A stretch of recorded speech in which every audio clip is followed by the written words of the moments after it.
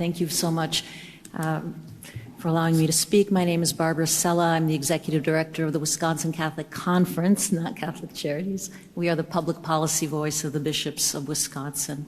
And I am here to speak in support of AB 465.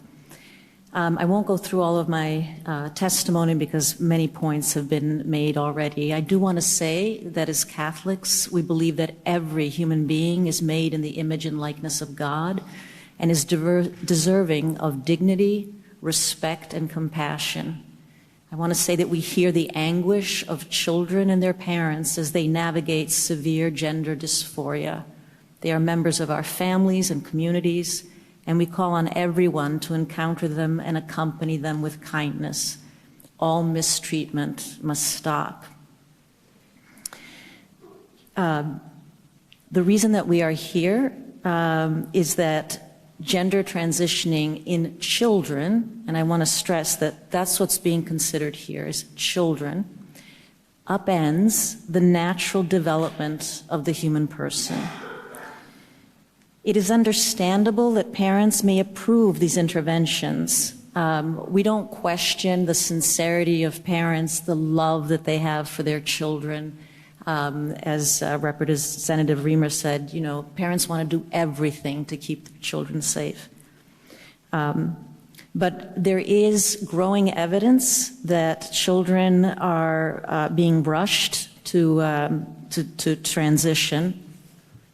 And I would call out to you, Reuters Press did a 4-part series on youth transitioning. And this was in 2022. It's very well done, very balanced, I think. And it says, ever since the first clinic to offer gender care to minors in the United States opened in Boston 15 years ago, none of the leading providers have published any systematic long-term studies tracking outcomes for all patients.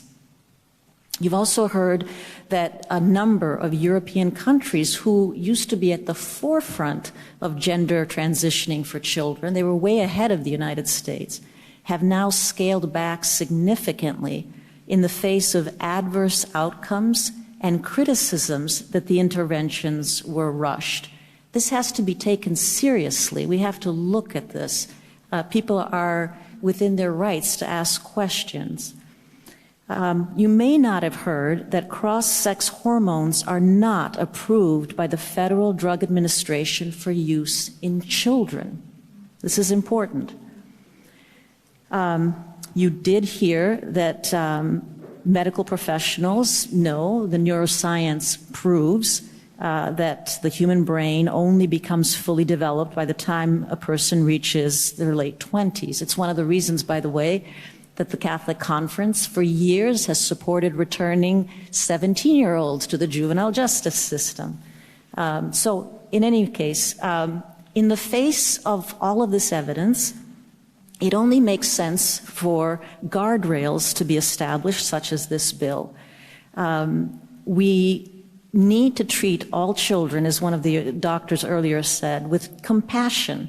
They're suffering. There's no doubt. The families are suffering. We have to treat them with compassion. We have to educate other kids in school. Do not bully each other.